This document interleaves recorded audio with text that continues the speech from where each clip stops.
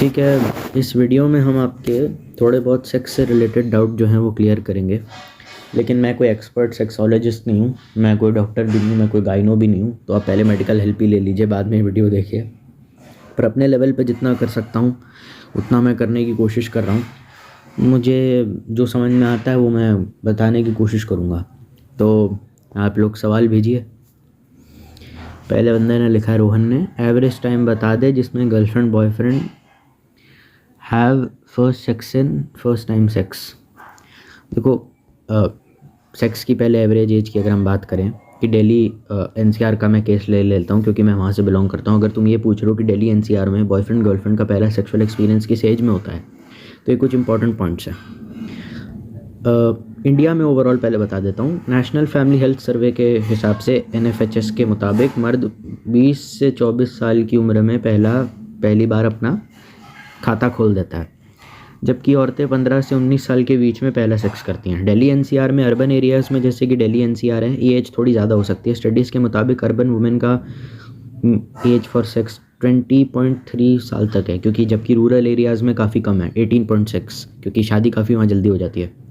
यहाँ पे हम प्री मैरिटल सेक्स की अगर बात करें तो इंडिया में सिर्फ 15 से 24 साल के एज ग्रुप में ही सिर्फ 11% मर्द और 2% औरतें प्री मैरिटल सेक्स एक्सपीरियंस किया है। ये बता NFHS 4 डेटा से लिया गया है। लेकिन अर्बन एरियाज़ में ये नंबर्स थोड़े ज़्यादा हो सकते हैं क्योंकि यहाँ पर सेक्स एजुकेशन और अवेयरनेस ज़्यादा होती है। इंडिया में 18 साल की कम उम्र के किसी भी व्यक्ति के साथ सेक्स करना इलीगल है, चाहे वो कंसेंशुअल हो या नहीं। ये क्रिमिनल लॉ एक्ट 2013 के अंदर आता है। एक बंदा लिखता है, भाई ऐसे नहीं लिखना मुझे, ठीक है, मैं सिंपल भाषा में बता देता हूँ। दिल्ली एनसीआर में गर्लफ्रेंड बॉयफ्रेंड का पहला सेक्स एवरेज 20 से 22 साल के अराउंड होता है। अर्बन कपल्स की मैं यहाँ बात कर रहा हूँ, ठीक है। और बताओ। अच्छा, कह रहे हैं पोस्ट डेटिंग का बताओ। अच्छा, मतलब डेटिंग स्टार्ट करने के कितने टाइम बाद कपल पहला सेक्स करते हैं। तो अर्बन दिल्ली एनसीआर के कपल्स रफ एवरेज 6 से 12 महीने की डेटिंग के बाद फर्स्ट सेक्सुअल एक्सपीरियंस होता है। कुछ कपल्स 3 से 6 महीने में भी कर लेते हैं और कुछ 1-2 साल वेट करते हैं। डिपेंड करता है ट्रस्ट या कंफर्ट लेवल पे, ठीक है।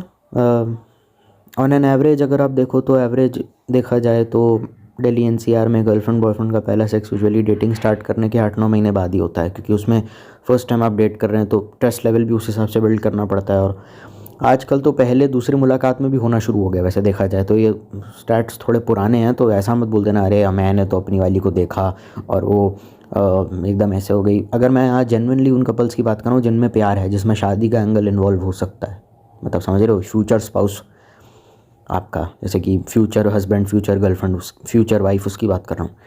तो कि एक बंदा पूछता है कितना कॉमन है ये। भाई ये काफ़ी कॉमन है अर्बन दिल्ली एनसीआर कपल्स में। रफली 60 to 70% कपल्स पहला सेक्स 6 से 12 महीने के अंदर कर लेते हैं। बाकी लोग या तो 3 से 6 महीने में ही कर लेते हैं।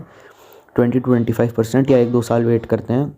ये 10 से 15%, यानी 6 से 12 महीने के टाइम फ्रेम में ही पहला सेक्स सबसे यूजुअल और कॉमन है। मिनिमम टू मैक्सिमम टाइम बता दे। डेटिंग स्टार्ट करने के बाद फर्स्ट सेक्स का time range Delhi NCR couples में रफली मिनिमम 1 से 2 महीने, एवरेज 8 से 9 महीने, मैक्सिमम 2-3 साल हो सकता है। ज़्यादातर कपल्स 6 से 12 महीने के अंदर ही कर लेते हैं, सबसे कॉमन है। 1 से 3 महीना 10 से 15% कपल होते हैं। 3 से 6 महीने 20 से 25% कपल होते हैं। 6 से 12 महीने 50 से 60% कपल होते हैं। और सबसे ज़्यादा कॉमन होता है 1 से 2 साल 10 से 15% कपल। कब से सबसे रेयर होता है। मैक्सिमम दिल्ली एनसीआर कपल्स में डेटिंग स्टार्ट करने के बाद पहला सेक्स का मैक्सिमम टाइम यूजुअली 2 साल तक होता है।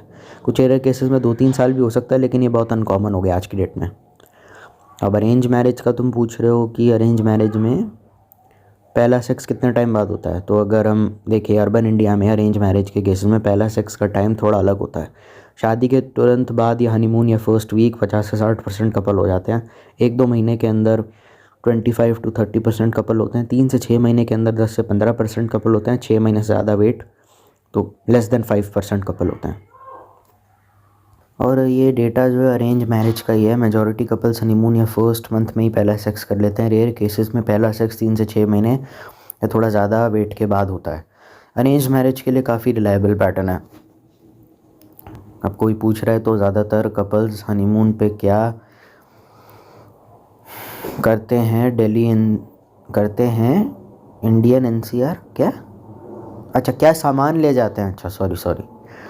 इंडिया के अरेंज मैरिज कपल हनीमून के लिए यूजुअली ये कॉमन आइटम्स लेके जाते हैं: clothes, casual, night where, ethnic outfits, kurta, sari, photos के लिए स्विम वेयर अगर रिजॉर्ट या बीच हो, टॉयलेटरीज लेके जाते हैं, टूथब्रश होता है, टूथपेस्ट होता है, शैम्पू होता है, कंडीशनर होता है, साबुन होता है, डिओड्रेंट होता है, सैनिटरी प्रोडक्ट्स होते हैं, medication and first aid kit भी ले जाते हैं, basic medicine, pain killer, motion sickness की टैबलेट्स, गैजेट्स और एंटरटेनमेंट का सामान जैसे फ़ोन है, चार्जर्स है, पावर बैंक है, कैमरा है, गोप्रो है, फ़ोटो वोटो खींचने के लिए, लैपटॉप है, टैबलेट है, रेयर पर वर्क काम या एंटरटेनमेंट के लिए चाहिए। कभी कभार जो इंपॉर्टेंट चीज़ें हैं वो तो ट्रैवल डॉक्यूमेंट्स हैं, आपके आईडी प्रूफ हैं, टिकट हैं, बाकी की चीज़ें जो भी हैं वो आप ऑलरेडी समझ चुके हैं। ट्रैवल डॉक्यूमेंट्स है, आईडी है, प्रूफ है, आईडी प्रूफ से टिकट है, मनी है, आपका वॉलेट है, आपके जितने भी कार्ड है, सन ग्लासेस, सनस्क्रीन और हैट अगर आउटडोर डेस्टिनेशन है, बीच टाइप है। मोस्ट कपल्स ज़्यादातर जो होते हैं सेक्सुअल लेके नहीं जाते, लेकिन इंटीमेट मोमेंट्स के लिए प्राइवेट स्पेस और कंफर्ट पे फोकस करते हैं। हनीमून पे कपल्स का टिपिकल कितना इंटीमेट और सेक्सुअल एक्टिविटी होता है?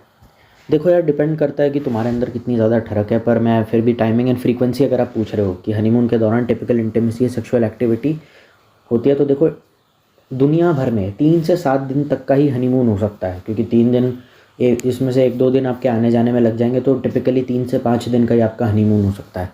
ज़्यादातर लोग ये करते हैं कि अगर आप 3 से 5 दिन या 7 दिन भी, क्योंकि कई बार वीकेंड भी अगर इंक्लूड कर ले तो फर्स्ट नाइट हनीमून वाली रात को 50 से 60% कपल्स कर लेते हैं सेक्सुअल एक्टिविटी फर्स्ट वीक में। अगर फर्स्ट वीक में या मतलब 70 to 80% couples engage in sexual activity first month. Almost all couples 90 to 95 पहला सेक्सुअल एक्सपीरियंस कंप्लीट कर लेते हैं। Frequency initial honeymoon week 2-3 times per day common है, depending on comfort and energy. Rest of honeymoon 1 से 2 time एक दिन के अंदर। कंफर्ट लेवल पहले कुछ सेशंस थोड़े ऑकवर्ड या शाय होते हैं, क्योंकि कपल एडजस्ट हो रहा होता है। ट्रस्ट और कंफर्ट बिल्ड होने के बाद इंटीमेसी ज़्यादा नेचुरल और रिलैक्स्ड हो जाती है। ये जो डेटा है सब दिल्ली एनसीआर या मेट्रो सिटीज़ के रियलिस्टिक ट्रेंड पे बेस्ड है। अरेंज मैरिजेज में सेक्सुअल इंटीमेसी हनीमून के फर्स्ट वीक या फर्स्ट मंथ में इनिशिएट हो जाती है, और मैक्सिमम कपल उस टाइम पे अपना सेक्सुअल रिलेशनशिप स्टार्ट करते हैं। कोई लिख रहा है, अबे चूतिए इतना लंबा हनीमून किसका होता है 1 महीने का? हाँ समझ गया, सच में 1 महीने का हनीमून इंडिया में बहुत रेयर है, लेकिन अर्बन इंडिया में मेजॉरिटी हनीमून 3 से 7 दिन का होता है। फर्स्ट और सेकेंड वीक हनीमून थोड़ा ज़्यादा कॉमन होता है वेल ऑफ फैमिलीज या डेस्टिनेशन वेडिंग्स के लिए।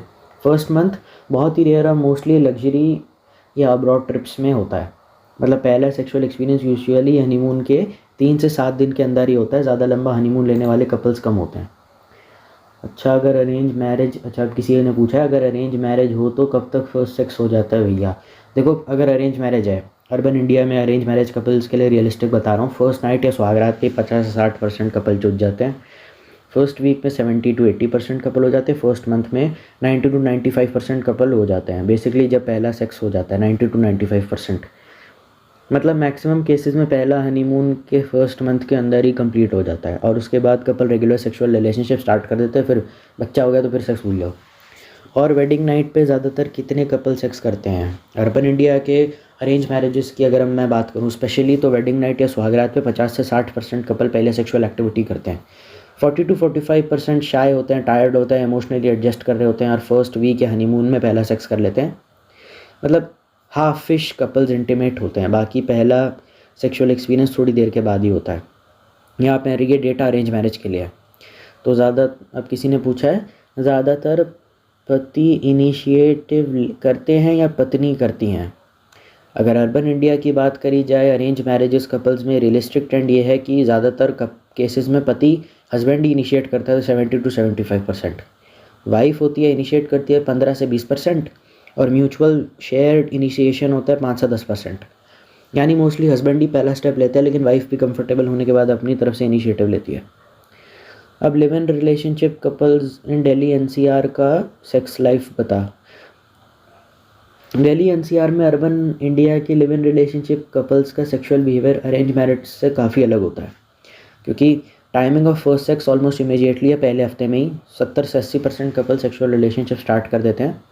1 से 3 months of dating together 15 to 20% couple sex पहला सेक्स हो जाता है। 3 मंथ से ज़्यादा सबसे रेयर होता है, 5% कपल में होता है। इनिशिएटिव म्यूचुअल होता है। शेयर इनिशिएटिव होता है 50 से 60% केस में। बॉयफ्रेंड इनिशिएट करता है 30 से 40% केस में। गर्लफ्रेंड इनिशिएट करती है 10 से 15% केस में। फ्रीक्वेंसी इनिशियल 1 से 2 महीने, उसके बाद जब आदत पड़ जाती है तो 2 से 3 टाइम्स एक हफ्ते में हो जाता है। कंफर्ट बिल्ड हो जाता है 1 से 2 टाइम्स पर week typical. Live in couples usually sexual active faster than arrange marriage couple because they are living together and there is more privacy and mutual consent. और बोलो, किसी ने कहा है भाई थोड़ा स्पेसिफिक होकर के बता दे। ठीक है बता देते हैं। दिल्ली एनसीआर में अर्बन इंडिया के live in couples majority pattern sex का इसलिए फॉलो करते हैं। पहला सेक्स हो जाता है post moving in together, majority 70 to 75%। पहला सेक्स 1-2 वीक्स के अंदर हो जाता है। नेक्स्ट 1 मंथ के ऊपर हो जाता है, 15 से 20% फर्स्ट सेक्स होता है। 3 महीने से ऊपर 5 से 10% रेयर केसेस में होता है। म्यूचुअल इनिशिएटिव लिया जाता है 50 से 60% कपल में। बॉयफ्रेंड इनिशिएट करता है 30 से 35% में। गर्लफ्रेंड इनिशिएट करती है 10 से 15% में। अब बाकी का बता दिया। रोहिणी पूछ रही है हनीमून पे हस्बैंड वाइफ क्या करते हैं, 18+ चीज़ें मोस्ट कॉमन। देखो यार, ये सेक्स करते हैं, अब उसमें 18+ और क्या मैं बोलूँ।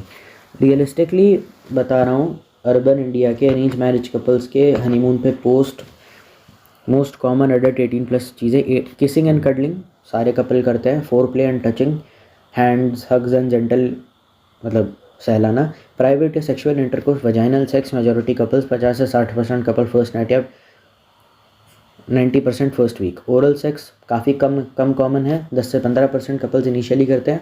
Experimenting with position usually basic like missionary advance position, rare first week. Less common जो काफ़ी रेयर है, using sex toys, rare in Delhi NCR couples.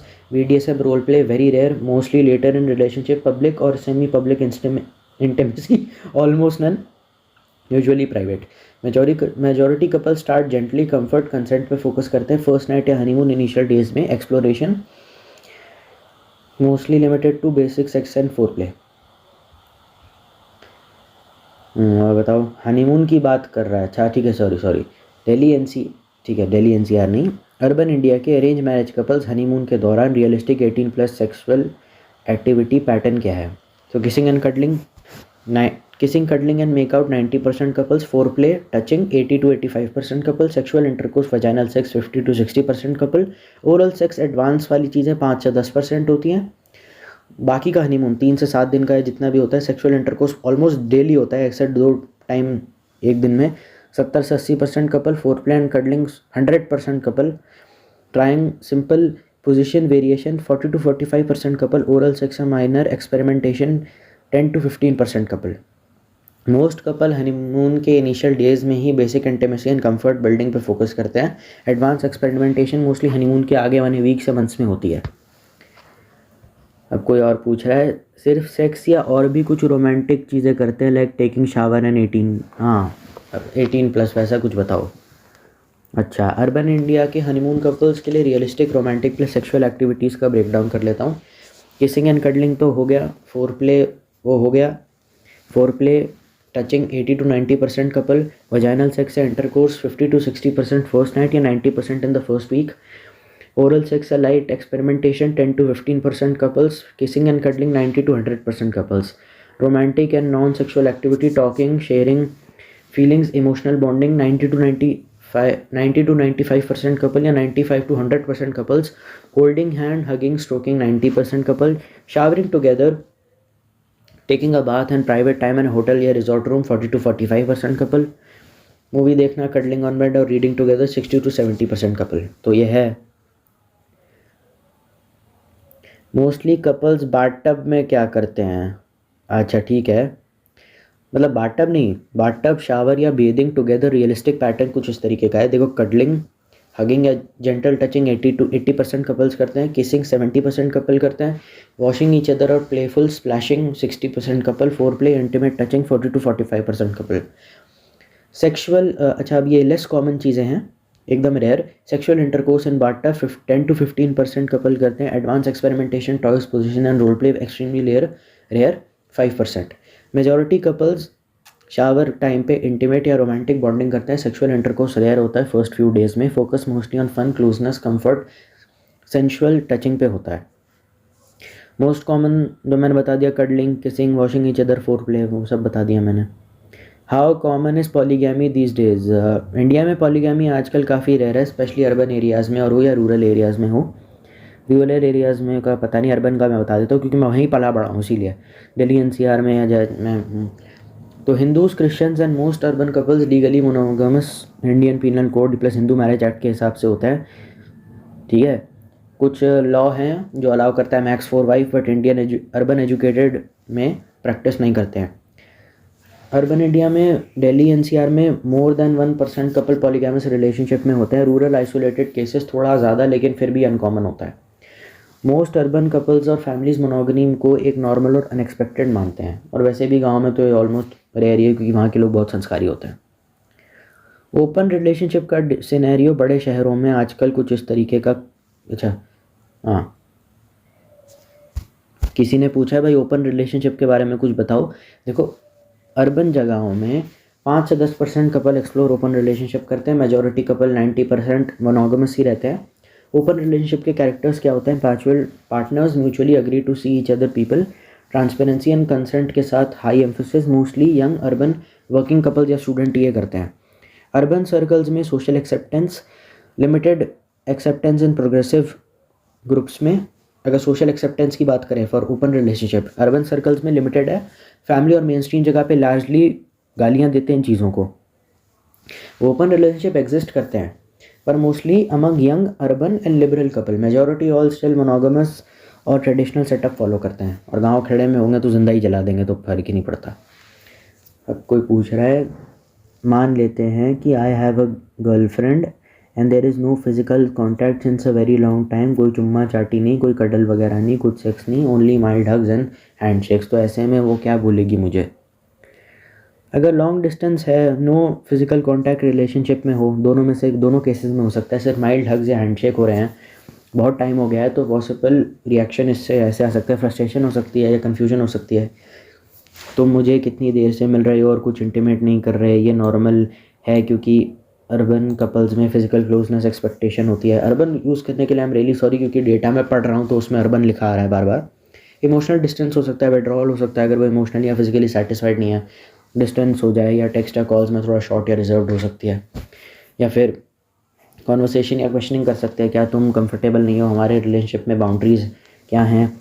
मतलब ऐसी ओपनली बात कर लेती है अबाउट कंफर्ट एंड इंटीमेसी अगर लड़की थोड़ी मतलब हो खुले विचारों वाली। अगर वो इंट्रोवर्ट या इमोशनली कॉशियस है, शायद वो वेट करे और शायद रिलेशनशिप को जेंटली कंटिन्यू करे। इंट्रोवर्ट या इमोशनली कॉशियस मतलब समझ रहे हो।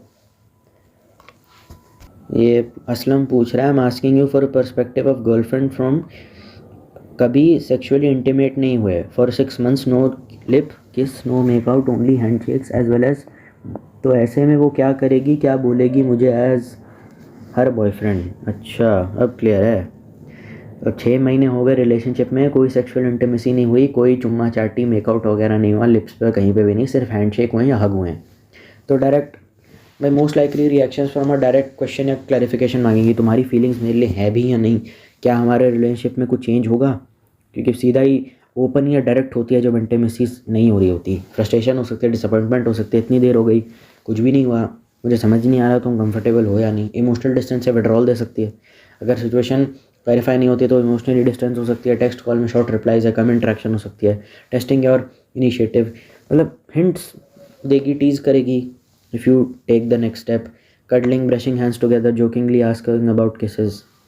पेशेंस होगा, अंडरस्टैंडिंग भी होगी। अगर वो इंट्रोवर्ट या कॉशियस टाइप की है तो वेट करेगी और ऑब्जर्व करेगी till to observe your comfort level, but expect करेगी some conversation about physical closeness eventually. Aslam फिर पूछ रहा है, ऐसा अचानक थोड़ी बोलता है पब्लिक प्लेस में, हम दोनों डेट पे गए हैं मॉल में, अब एज अ गर्लफ्रेंड मेरे से डिस्कशन करो इस टॉपिक पे, क्या बोलेगी? अच्छा ठीक है, मान के चल लेते हैं आप अपनी गर्लफ्रेंड के साथ गए हैं असलम भाई, दोनों वॉक कर रहे थे, हल्की क्राउडेड जगह है, थोड़ी प्राइवेसी अवेलेबल है, यहाँ पे हम पर्सपेक्टिव ले रहे हैं एक ऐसी लड़की है जो खुले विचार की है, गाँव शहर की हो घंटा फर्क नहीं पड़ता, मॉल में हो या किसी पब्लिक प्लेस में हो। अब तुम्हारे बीच में कुछ चुम्मा चाटी 6 महीने से नहीं हुई है, कुछ भी फिजिकल नहीं हुआ है, चुम्मा चाटी चुदाई कुछ नहीं हुई है, तो क्या कहेगी, स्लाइटली ऑकवर्ड पर सीधा डायरेक्ट होगी। देखो मैं तुमसे एक बात डिस्कस करना चाहती हूँ, थोड़ी पर्सनल है। In this she is trying to gauge your reaction before speaking openly. Expressing curiosity and concern करेगी, फिर हम 6 महीने से साथ हैं और अभी तक हमने किसी इंटीमेसी में कुछ ट्राई नहीं किया, तुम कंफर्टेबल नहीं हो क्या। ब्लेम नहीं कर रही है, बस trying to understand your feelings. और यहाँ पे मैं उन गर्लफ्रेंड्स की बात कर रहा हूँ जो सच में कैरेक्टर की अच्छी हैं, पता चले मेरा काट के क्यों चली गई, अब ये मत पूछना मेरे से। फिर टेस्टिंग है आपकी ओपननेस होगी, मुझे लगता है कि हम दोनों, बोलेगी थोड़ी, मुझे लगता है कि हम दोनों थोड़ी और क्लोज हो सकते हैं, पर तुम हेजिटेट कर रहे हो, क्या मैं सही हूँ। सटनली चेक करना चाहती है कि तुम इनिशिएट करना चाहते हो इंटीमेसी पे या नहीं। इमोशनली ऑनेस्ट होगी या कंसर्न होगी, मैं समझ रही हूँ कि शायद तुम्हारा कंफर्ट लेवल अलग है, पर मैं भी अपनी फीलिंग्स को एक्सप्रेस करना चाहती हूँ। तुम्हारे लिए ऑकवर्ड है या तुम बस वेट, क्या हम बस वेट करते रहेंगे। और फॉलो अप क्लूज भी दे सकती है, अगर आप पॉजिटिव और ओपन हो जाते हो तो हिंट्स या लाइट टचेस देती है, holding hands, brushing hands, leaning close. अब लाइट टचेस क्या होते हैं वो तुम मुझसे मत पूछना, हो सकता है तुम्हारे पैर भी सहलाने लग जाए टेबल के नीचे से। अगर आप हेजिडेंट या डिसमिसिव हो जाते हो तो, अगर आप हेजिडेंट या डिसमिसिव होते हो तो शायद थोड़ी साइलेंट और रिजर्व्ड हो सकती है, या कॉन्वर्सेशन एंड कर सकती है पोलाइटली। हाँ मतलब लोग, मॉडर्न लड़कियां जो होती हैं विचारों से, जो यूजुअली डायरेक्ट इमोशनली एक्सप्रेसिव और पोलाइटली असर्टिव होती हैं, पब्लिक प्लेस में वो सॉफ्टली और कॉशियसली अप्रोच करेगी, पर टॉपिक को क्लियरली रेज करेगी। उसका एम है कंफर्ट लेवल समझना और रिलेशनशिप के नेक्स्ट स्टेप पे क्लैरिटी देना। वैसे सेक्स डाउट क्लियर करने थे, मैं रिलेशनशिप एक्सपर्ट क्यों बन गया मुझे नहीं पता। शायद इस भाषा में बोले, सुनो ना बेबी, मैं तुमसे एक बात पूछना चाहती हूँ। देखो हम 6 महीने से साथ हैं और अभी तक तुमने जैसे केस या कुछ और इंटीमेसी कुछ भी ट्राई नहीं किया, तुम कंफर्टेबल नहीं हो क्या, या फिर हम सिर्फ वेट करते रहेंगे।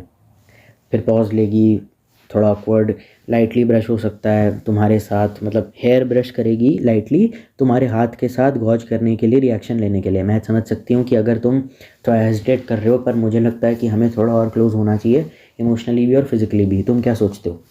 आई कांटेक्ट करके स्माइल करेगी, फ्रेंडली और कैजुअल टोन में, पर सीरियस है, बड़े मतलब मॉडर्न विचारों वाली ऐसी करती है। असलम मेरा पीछा नहीं छोड़ेगा। अगर लड़की बोल्ड, कॉन्फिडेंट, पैशनेट हो तो क्या बोलेगी मुझे, मान के चल लेते हैं, ठीक है, क्या बोलेगी पब्लिक प्लेस में, तो ठीक है सर मान के चल लेते हैं। यू आर इन अ, असलम भाई आप एक डेट में हैं इन अ मॉल, मैंने खाना ऑर्डर किया है अभी, उसने अपने फ्रेंड से भी डिस्कस किया था ये सब, and she gave advice like normal girls too. ठीक है, अब एक बोल्ड, कॉन्फिडेंट और पैशनेट मॉडर्न विचारों से गांव शहर के फ़र्क नहीं पड़ता गर्लफ्रेंड इमेजिन करो, जो अपने फ्रेंड से इस चीज़ पे ऊपर डिस्कशन कर चुकी है और मॉल पे डेट पे तुम्हारे साथ बातचीत कर रही है। मॉल के कैफ़े में बैठ के आप खाना ऑर्डर कर रहे हो, थोड़ा म्यूज़िक चल रहा है पब्लिक प्लेस में, लेकिन थोड़ा टेबल कॉर्नर वाली है, वो शायद लीन फॉरवर्ड करेगी, टीजिंग टोन और कॉन्फिडेंट स्माइल के साथ बोलेगी। वैसे एक बात बोलूँ, आज मैं अपनी बेस्टी से बात करी थी, उसने बोला था कि तुम तो वर्ल्ड के सबसे ज़्यादा स्लोएस्ट बॉयफ्रेंड निकले, और हंसेगी। 6 महीने हो गए, नो किस नो मेकआउट, बस हैंडशेक जैसे कि इंटरव्यू चल रहा है। स्मर्क करेगी और थोड़ा कॉन्फिडेंट होकर तुम्हारी आंखों में देखती है, प्लेफुली और डायरेक्टली बोलेगी, ऑनेस्टली मुझे समझ नहीं आ रहा तुम इतने शाय हो या मुझे, आगे क्या लिखा है, मुझसे ही इंटरेस्ट नहीं है, पर मैं तो वेट कर करके थक गई हूँ। हैंड तुम्हारे हाथ पे रखना या थोड़ा प्रेस करना, मैं तुम्हारे साथ क्लोज होना चाहती हूँ, लाइक प्रॉपरली क्लोज। तुम रेडी हो या मुझे कैलेंडर भेजना पड़ेगा, हे भगवान। मुझे फिजिकल क्लोजनेस इंपॉर्टेंट लगती है। थोड़ी देर वेट करेगी और काफ़ी सॉफ्टवेयर टोन में बोलेगी, मुझे फिजिकल क्लोजनेस अच्छी लगती है इमोशंस के साथ, और अब तुम मुझे पसंद हो बहुत, बट सेफ डिस्टेंस वाली वाइफ कब ख़त्म होगी, ऐसे बोलेगी। अब शुभंकर ने बोला, शास्त्र और धर्म अनुसार के इस हालात में चाहे कुछ भी क्यों ना हो जाए, वाइफ के साथ कभी भी सेक्स नहीं करना चाहिए। देखो सर, अगर आप शास्त्र और धर्म अनुसार के हिसाब से देखो तो कुछ सिचुएशन ऐसी होती है जहाँ वाइफ के साथ सेक्स नहीं करना चाहिए, चाहे पर्सनल इच्छा हो या नहीं। मेंस्ट्रुअल पीरियड जब होते हैं, ऋतु कला जिसको बोलते हैं, शास्त्र कहता है कि महिला के पीरियड्स के दौरान सेक्सुअल इंटरकोर्स नहीं करना चाहिए, फिजिकल और स्पिरिचुअल शुद्धि के लिए माना जाता है। प्रेगनेंसी या स्त्री का गर्भावस्था के दौरान, अर्ली मंथ्स में, फर्स्ट ट्राइमेस्टर में या डॉक्टर की सलाह के बिना सेक्स नहीं करना चाहिए। पोस्टपार्टम पीरियड में भी नहीं करना चाहिए। डिलीवरी के बाद महिला की रिकवरी तक सेक्सुअल एक्टिविटी अवॉइड करना चाहिए। व्रत है, फास्ट या स्पिरिचुअल ऑब्जर्वेंसेस है, करवा चौथ, नवरात्रि, एकादशी जैसे मेजर फास्ट और व्रत के दिन सेक्स नहीं करना चाहिए। कुछ स्ट्रिक्ट धार्मिक ट्रेडिशंस में पुरुष को भी ब्रह्मचर्य ऑब्जर्व करना पड़ता है कुछ समय के लिए। इलनेस है या वीकनेस है, अगर वाइफ हस्बैंड दोनों में सिवियर इलनेस है, वीकनेस है या कंटेजियस डिजीज़ हो, शास्त्र और धर्म के हिसाब से अशुभ माना जाता है। स्पिरिचुअल या रिचुअल सर्कमस्टांसेस हो, पूजा है, यज्ञ है, धार्मिक क्रिया के टाइम सेक्स नहीं करना चाहिए। शास्त्र में मना किया गया है कि स्पिरिचुअल एनर्जी फोकस करो और डिस्टर्ब ना हो। फिर से शुभंकर पूछ रहा है, भाई मेरी बीवी प्रेग्नेंट नहीं है। अच्छा ठीक है, तेरी वाइफ प्रेग्नेंट नहीं है तो शास्त्र और धर्म के हिसाब से ऐसी हालत में जहाँ सेक्स नहीं करना चाहिए प्रेगनेंसी के बिना। मेंस्ट्रुअल पीरियड हो गया, ठीक है, महिला के पीरियड के दौरान सेक्स मना है। अगर डिलीवरी के बाद भी रिकवरी चल रही है, अगर एप्लीकेबल हो तो थोड़ा उसको हॉल्ट दो। करवा चौथ या नवरात्रि, एकादशी और कुछ स्ट्रिक्ट व्रत वाले दिन सेक्स नहीं करना चाहिए। स्पिरिचुअल प्रैक्टिसेस में हस्बैंड को भी ब्रह्मचर्य मेंटेन करना होता है। इलनेस है, वीकनेस है, अगर वाइफ हस्बैंड दोनों में सिवियर इलनेस है, फटीग हो और स्पिरिचुअल या रिचुअल सर्कमस्टांसेस है, पूजा यज्ञ धार्मिक क्रिया नहीं करनी चाहिए ताकि स्पिरिचुअल एनर्जी डिस्टर्ब ना और पाप भी माना जाता है। और कुछ भी क्यों ना हो जाए, मंदिर में नैन मटक्के नहीं मिलाने चाहिए क्योंकि शायद अजीब लगता है, वो महापाप माना गया है। मंदिर में कुछ चुम्मा चाटी या कुछ हवस वाली नज़रों से धार्मिक स्थानों पे नहीं देखना चाहिए, ये भी मैंने पढ़ा है। अब है अनुज का एक सवाल है, मैं एक पार्टी में गया था अपनी गर्लफ्रेंड के साथ, suddenly a girl approached me, we started talking to each other, और हम हंसे भी थे, हमने हाथ वाथ मिलाए एक दूसरे से। क्या कह रहा है, मेरी गर्लफ्रेंड को जेलस हो गया and then we both had sex as soon as we went home. It was passionate, raw and wild as well. तो अब बताओ क्या ये धर्मशास्त्र के हिसाब से ठीक है या नहीं। देखो, शास्त्र और धर्म के नज़रिए से देखा जाए तो तुम डिस्क्राइब कर रहे हो पार्टी में किसी और लड़की के साथ इंटरेक्शन हुआ, फिर अपनी गर्लफ्रेंड के साथ wild passionate sexual activity. Interaction with another girl सब अलाउड है क्योंकि कैजुअल टॉकिंग, लाफिंग और हैंडशेक शास्त्र में एक्सेप्टेबल है अगर फिजिकल इंटीमेसी ना हो। जेलसी ट्रिगर या लस्टफुल इंटेंट अगर हो तो धर्म और शास्त्र में मन और भावना पे कंट्रोल रखना ज़रूरी होता है, यानी इमोशनल फिडेलिटी इंपॉर्टेंट है। शास्त्र के हिसाब से सोशल इंटरेक्शन ओके है लेकिन दिल और मन किसी और के लिए ना जाए। सेक्स विद गर्लफ्रेंड आफ्टरवर्ड्स, देखो पैशनेट, वाइल्ड या रॉ सेक्स शास्त्र में जनरली अलाउड है but with in marital relationships only. शादी से पहले सेक्स तो महापाप माना गया है मनुस्मृति में, लेकिन मॉडर्न कपल्स में म्यूचुअल कंसेंट, सेफ्टी और इमोशनल कनेक्शन पे फोकस होता है। धार्मिक नज़रिए से एक फेथफुल कमिटेड कपल के बीच हो तो शास्त्र में यूजुअली मना नहीं है। कॉशन, अगर सेक्स का इंटेंट सिर्फ लस्ट, रिवेंज, जेलसी को रिस्पॉन्स हो तो शास्त्र में और इंटेंशन पे फोकस करना ज़रूरी है। शास्त्र मन और इंटेंशन पे फोकस करना ज़रूरी है। अमित कह रहा है मैं इंटेंशंस वर प्योर, अनुज कह रहा है मैं intentions were pure and so is the girl I was talking to. ठीक है, अगर तुम्हारे इंटेंशंस प्योर थे और जो लड़की तुमसे बात करी थी उसका भी इनोसेंट था तो शास्त्र धर्म के हिसाब से सिचुएशन का रियलिस्टिक अगर देखें तो टॉकिंग, अगर आप लाफिंग करते, अगर इंटेंशन प्योर था तो लाफिंग करते, आप हैंडशेक करते तो एक्सेप्टेबल है। मन और भावना शुद्ध होनी चाहिए, कोई पाप या धार्मिक वायलेशन नहीं है। Sex with girlfriend at home, देखो इंटेंट प्योर और म्यूचुअल कंसेंट है तो शास्त्र में अलाउड है, लेकिन मनुस्मृति में लिव इन रिलेशनशिप भी पाप माना गया है और बिना शादी के सेक्स भी पाप माना गया है। पैशनेट, वाइल्ड या रॉ शास्त्र में इशू नहीं, बस लव, रिस्पेक्ट और फेथफुलनेस मेंटेन होनी चाहिए। निधि कहती है, यू बास्टर्ड, मेरा सवाल है कि पार्टनर जेलस, पॉसेसिव, प्रोटेक्टिव होने की वजह से अगर कर रहा है तो इसमें गलत क्या है। प्यार करती है, प्यार एक्सप्रेस कर रही है तो तू, अरे निधि मैडम मैंने नहीं बोला, ये तो मैंने पढ़ के बोला है कहीं से। निधि सुनो, शास्त्र धर्म के हिसाब से सेक्स का मोटिव सिर्फ जेलसी, पॉसेसिवनेस या प्रोटेक्टिवनेस या ईगो है तो ये जनरली मना है। शास्त्र सिर्फ इंटेंट या नियत पे फोकस करते हैं। सेक्सुअल एक्टिविटी का पर्पस लव, बॉन्डिंग, धार्मिक कनेक्शन होना चाहिए। अगर मोटिव सिर्फ पॉसेसिवनेस, जेलसी, ईगो या रिवेंज हो तो शास्त्र के हिसाब से पाप माना जाता है। फेथफुलनेस और इमोशनल प्योरिटी होनी चाहिए। पार्टनर के साथ इंटीमेसी में श्रद्धा और सिंसेरिटी होनी चाहिए। अगर मन और इमोशंस के लिए एब्यूजिव या मैनिपुलेटिव हो तो शास्त्र अलाउ नहीं करता। कंसेंट होना चाहिए और म्यूचुअल रिस्पेक्ट होनी चाहिए। पार्टनर रेडी और दोनों म्यूचुअली कंसेंट दे रहे हैं, शास्त्र में माना जाएगा। पर इंटेंट ईगो ड्रिवन हो तो कंसेंट के साथ भी स्पिरिचुअली कंसिडर इनअप्रोप्रिएट है। जेलस है, पॉसेसिव है, प्रोटेक्टिव है, ईगो ड्रिवन है, सेक्स अवॉइड करना चाहिए। लव है, बॉन्डिंग है, म्यूचुअल रिस्पेक्ट है, कंसेंट है, अलाउड है।